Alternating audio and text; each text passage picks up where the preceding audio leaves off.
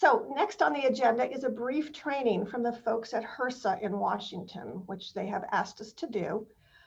As you all know, ACCESS is what is known as a federally qualified health center.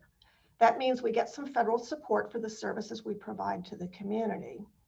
And of course, it is nice to get those funds, but they come with a lot of strings, which usually means a lot of reporting and a lot of monitoring. Many of you participated in the recent site visit that we had from HRSA. The site visit was grueling and the review team looked at pretty much everything we do. It took place at the end of March and the paperwork and the reports have now been finalized. And I'm very proud to say that we successfully completed the visit. And we now have an A+ recorded in Washington for our operations and services. We have nothing to fix at all. We are in good standing there, that feels good. And it's a wonderful acknowledgement of the hard work everybody on our team does. So thank you for that. But we are now being asked also by HRSA to provide a training for our staff about COVID protocols in the work front. And we have a trainer today from HRSA who will provide this training. It is my pleasure to introduce Linda Nesbit, who is live from the HRSA offices in Washington, D.C. So with that, I will turn it over to Linda. Thank you, Sue. Good afternoon, everybody. And again, congratulations on your stellar HRSA review. It just goes to show that you are one of our star health centers, and we so appreciate all of your hard work. I'm going to get my screen shared here, and I've just got a quick presentation. I know you all have been steeped in COVID protocols for as long as I have over here, but with the recent CDC announcements, it's just important that we reiterate some of our policies as HRSA, the entity. So looks like we should be sharing my screen here. This is just a little appendix that we've added on to our Health Center Program Compliance Manual. I'm just going to go through it and try to make this as painless as possible. So this is from Appendix B, the COVID-19 Compliance HRSA Training Module, 687A, for those of you following along in the book. We are going to talk COVID-19 regulatory sanitation and workplace interaction adjustment procedures. So let's begin. Okay, section 1, we're going to look at requirements. The health center must provide required primary and approved additional health services of the center through on-site staff and supporting resources or through contracts or cooperative telecommunication arrangements. You all are doing that with flying colors. The health center must adhere to sanitation recommendations outlined by the CDC to maintain environmental safety for patients and staff, both on-site and participating via telehealth and communication. I know the CDC has recently reneged on some of their protocols regarding mask usage, and we will get to that later. The health center must provide on-site COVID-19 testing to staff members and patients, including self-administered tests for the former and walk-up and/or drive-through options for the latter. And as Sue was just saying, and from my reporting here, you all are doing an excellent job of this, including providing satellite vaccinations, which is just excellent. Let's move on to section 2. That was quick and easy, right? Let's talk demonstrating compliance. So a health center would demonstrate compliance with these requirements by fulfilling all of the following conditions. A, the health center performs an adaptive audit of all on-site services to ensure the cleaning and safe handling of all instruments, equipment, and associated items to minimize transmission of COVID-19 via surface contacts, and inspects all air filtration systems for needed maintenance or reinforcement. And I know that you have all been doing this every day in and out for quite a while now, so this shouldn't be news to you. Item B, the health center provides approved masks and face coverings to staff and visitors, as well as hand washing and sanitizing stations and equipment. The health center reduces occupancy capacities such that maintaining social distance of 6 feet is achievable at all times. And in your inspection, you are meeting all of these criteria so far. And item C, the health center establishes and follows procedures for proper sanitation, COVID-19 testing and contact tracing, and just hanging tight and keeping it together so we can get this entire freaking mess straightened out. You are doing that with flying colors. Thank you so much for all of your hard work. That's the end of section 2. So section 3 is all about procedural guidelines and examples of proper compliance. We're going to take a look at a few examples because I know with the new CDC rulings, it can be a little bit confusing. What's right, what's wrong, what are we doing now? So this is all HRSA's recommendations. So let's look at telecommunication and telehealth guidelines. As we all know, we have been stuck in many a Zoom meeting. As you can see, I'm working from my home. We're all very used to this, but let's just go over it just for fun. Staff and patients alike rely on telecommunication to hold meetings and appointments from a safe distance when physical presence is not imperative. HRSA recommends the following guidelines for clarity of communication and proper etiquette. Step 1, speak clearly and enunciate on camera. Use a steady volume and do not speak too close or far away from the microphone. I know I'm a mutterer. I've had to work on it for a while now.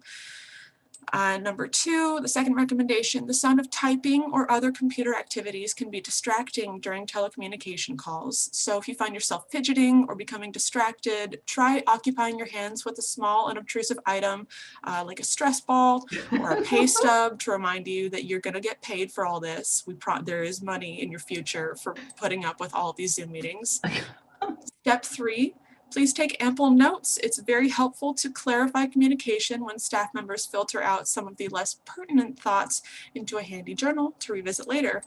For example, instead of saying out loud, I've been stuck in 3 straight hours of Zoom purgatory and I'm going to pee my desk chair, you can just write that down and circle back later.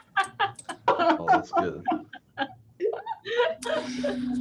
Next up, let's look at some sanitation procedure guidelines. I know we are all basically coated in hand sanitizer at any given point. I know I am anyway, but let's talk sanitation. Following proper sanitation procedures greatly reduces the risk of transmission of COVID-19 via surface contact, as we all know. The following is an example of a sanitation procedure for washing one's hands and cleaning up after using the restroom. Again, I'm sure you are very familiar with all these procedures, but it's important to revisit, I would say. So step 1, after you're finished using the toilet, wash your hands as usual. This should just be a rule, COVID or no, in my opinion. Step 2, spray disinfectant on the toilet, handrail, and sink. It is acceptable to leave this disinfectant to dry. Studies have found that molecules coming into contact with the liquid disinfectant it just provides a cleaner environment rather than wiping it down and removing that disinfectant right away. Step 4, do wash your hands after using the disinfectant. You don't want to spread those harmful chemicals anywhere else. Step 5, after you grasp that door handle to exit the restroom, you're going to want to step back inside to retrieve the disinfectant in order to spray the inside handle after you've contaminated it with your hands. Because between washing your hands and touching that door handle, you could have come into contact with any number of particles floating through the air. You may have touched your face without realizing it. We want to be really safe here. Step 6, of course, repeat step 4, wash your hands after using the disinfectant. Step 7, try to finish washing your hands before the door has swung completely closed in order to make your daring escape without needing to touch that handle again, thereby recontaminating it. But if you do not complete that hand washing in time, just repeat steps 5 through 7 ad infinitum until you have mastered the stealth. Oh, excuse me, some traffic, required to shimmy through your environment, making as little surface contact as possible. It's just the safest route.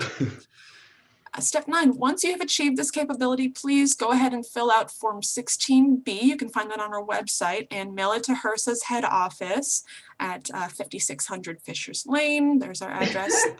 In order to be officially recognized as a COVID-19 parkour master. We do have a wall. You can send us your photo. And circling back to step 3, if that toilet seat is wet when you sit down, just know that it is because somewhere out there is a COVID-19 parkour master who cares about your health and safety. Okay.